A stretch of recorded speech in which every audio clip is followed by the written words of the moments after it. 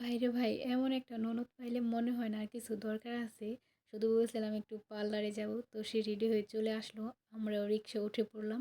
তো এই জায়গাটাও সুন্দর লাগতেছিল তাই একটু ভিডিও করে নিছিলাম। তো কথা বলতে বলতে আমরা মেঘুলা চলে আসছি পার্লারে।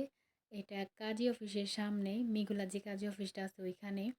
তো যাওয়ার সময় একটু মনে হইতেছিল যে হয়তো বন্ধু কিনা বুঝতে পারতেছিলাম না। তো সামনে একটা জুতা দেখছি। তো বলতেছিল ভাবি এটা মনে হয় বন্ধু। আমি বললাম না বন্ধু না, তুমি চলো সামনে যাই।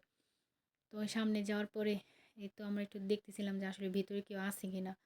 তো যখন দেখলাম যে হ্যাঁ ভিতরে মানুষ আছে, তো বেশি মানুষ না, যার পার্লার সে বসা ছিল। তো এই তো আমরা ঢুকে গেলাম পার্লারে। আমি একটু বড়ু প্লাক করার ছিল, আমি বড়ু প্লাক করলাম। ও ওর কাজ করতেছে এখন। ওর মাথায় চুল কাটতেছে আর আমার মেয়ের সাথে অনেক দুষ্টামি করতেছে। আমার মেয়েটা ওর অনেক পছন্দ করে। তো এখান করে কাজ হয়ে গেলে আমরা একটু কাজ আছে বাজারে।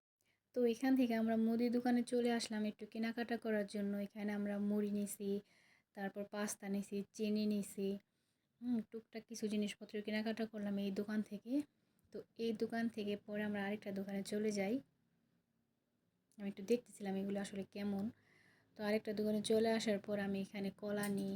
পরে ননদকে নিয়ে যখন আসছি কিছু তো অবশ্যই খাওয়াইতে হয়, তাই দুইটা পাওয়ার কিনে নিলাম। তো আমি টাকা দেওয়ার জন্য এখানে দাঁড়াইছিলাম। আমার টাকা দেওয়া হয়ে গেলে তো আমি রিক্সা উঠে পড়ে ওকে নিয়ে।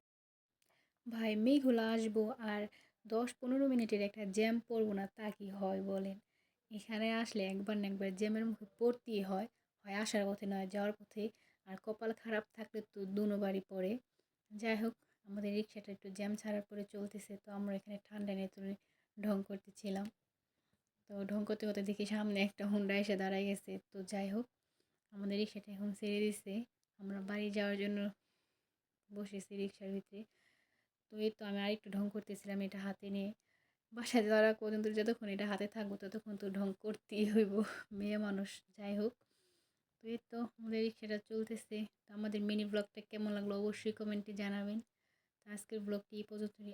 আল্লাহ হাফেজ।